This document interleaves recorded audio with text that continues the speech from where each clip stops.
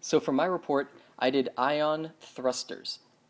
They're a relatively new means of spacecraft propulsion.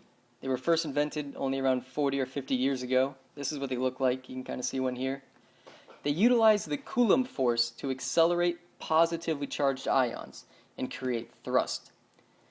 Here in the figure, you can see that on the left-hand side, that red cylinder represents a hot cathode that shoots electrons into the system. Around that cathode, you can see these green circles. Those are the propellant atoms entering the system as well. The most commonly used propellant is xenon. It's non-reactive and it's non-corrosive, so it makes a very good propellant for these types of engines. So back to the figure. This middle area here where everything's mixing together, this is called the ionization chamber. In this chamber, the electrons collide with the xenon atoms on their way to the anode. So the electrons come out of the cathode and kind of try to hop over to the anode, and on their way, xenon gets in the way. When the electron collides with xenon, it knocks loose one of xenon's electrons, giving it a positive charge. So once we have these positively charged xenon atoms floating around, they begin to diffuse towards these grids on the right-hand side of the figure. These are called the acceleration grids. The innermost grid has a positive charge, and the outermost grid has a negative charge. So the atoms begin to pass through the positive grid, and then they're attracted to the negative grid. This causes them to accelerate massively and fly out of the back of the ship.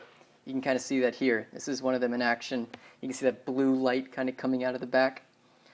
So once you have all these ions floating around behind your ship, you need to return them to normal charge, otherwise they'll be attracted back towards your ship.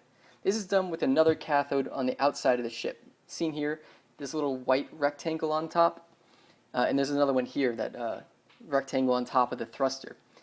That cathode injects more electrons into the ship's wake, returning the xenon atoms to neutral charge. So after all that science, you probably think you're really zooming about, flying around the universe. You're not at all. Ion thrusters are only capable of producing around 91 millinewtons of force. That's the amount of force involved in holding up a piece of notebook paper in your hand. So not very much thrust at all. NASA's website says, quote, "You would not want to use ion propulsion to get on a freeway. At maximum throttle, it would take 4 days to get from 0 to 60 miles per hour. So you can imagine trying to do that. So you might be wondering why we even use ion propulsion. It turns out that it's about 10 times more fuel efficient than chemical rockets. This is due to its very high specific impulse, which is basically just force per unit of propellant used. And the scientists estimate that it can reach top speeds 10 times higher than that of chemical rockets. They say they can reach speeds up to 200,000 miles per hour. So with the fuel efficiency of a Prius, top speed of a Lamborghini, and acceleration of a potted plant, these ion thruster engines have really become a favorite for deep space exploration. I hope you learned something. Thanks for watching.